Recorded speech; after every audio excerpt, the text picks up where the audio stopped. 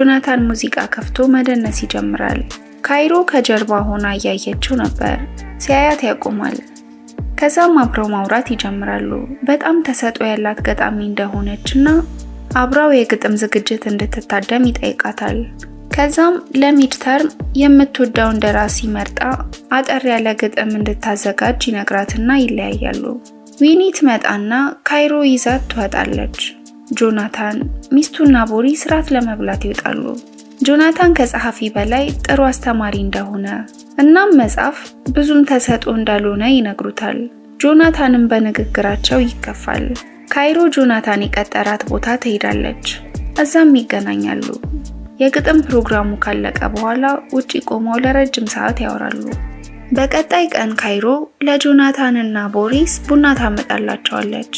ቦሪስ ኩኪስ ይሰጣታል። ካይሮም መልሳ በጣም እንደሚጣፍጥና መሸጥ ቢጀምር በጣም አትራፊ እንደሚሆን ትነግረዋለች።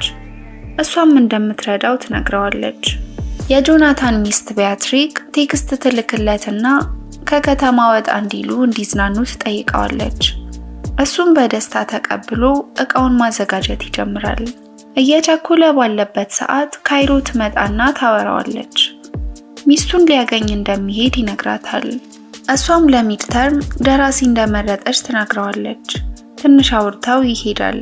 ዊኒ ካይሮን አወራርሽ ሲታይ ጆናታንን ለማማለል ነው የሚመስለው ብላ ትቀልድባታለች። ቦሪስ ኩኪሱን ለመሸጥ እንዲያገዙት ይጠይቃቸውና ይስማማሉ። ዊኒም ለማገዝ እንዲመቸኝ ነው ብላ ስልኩን ትቀበለዋለች። በአጋጣሚ ጆናታን እቃ ሲያስገባ የካይሮ ስልክ ቦርሳው ውስጥ ከቶት ነበር። እሷም ደውላ እንዲያቀብላት ትነግረዋለች። ይስማማና ይሄዳል። ሲደርስም በጣም እየዘነበ ነበር። ከዚያም ቀስ በቀስ ይጠጋጉና ይሳሳማሉ። ይሄ ሁሉ የሆነው ግን በሐሳቧ ነበር። ጆናታን ቤት ተቀምጦ ነበር። ሚስቱ እንሄዳለን ያለችውን ሽርሽር በስራ ምክንያት በመሰረዟ ይቅርታ ትጠይቀዋለች።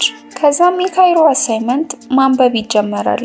የጻፈችውም በጆናታን እና በሷ መካከል ቢፈጠር ብላ ያሰበችውን ግንኙነት በጥልቀት ነበር። በነጋታውም ጆናታን አዲስ ጽሑፍ እንድትቀይር ይነግራታል። የጻፈችውን መጽሐፍ አግባብ ያለው ጽሑፍ እንዳልሆነ ይነግራታል። እሷም ስለኛ እኮ ነው ይሄ መጽሐፍ ትለዋለች። ተገቢም ነው፣ ምንም የሚያሳፍር አይደለም ትለዋለች። እሱም ሌላ ደራሲ እንድትመርጥና ሌላ ታሪክ እንድትጽፍ ካልሆነ ክላሱን እንደሚጥላት ይነግራታል። ካይሮ በጣም ከፍቷት እያለቀሰች ሰድባው ትወጣለች። ጆናታን ቤት ይገባና ከሚስቱ ጋር ያወራል። በጣም መጥፎ ቀን እንዳሳለፈም ይነግራታል። ከዛም ቦሪስ ይመጣል።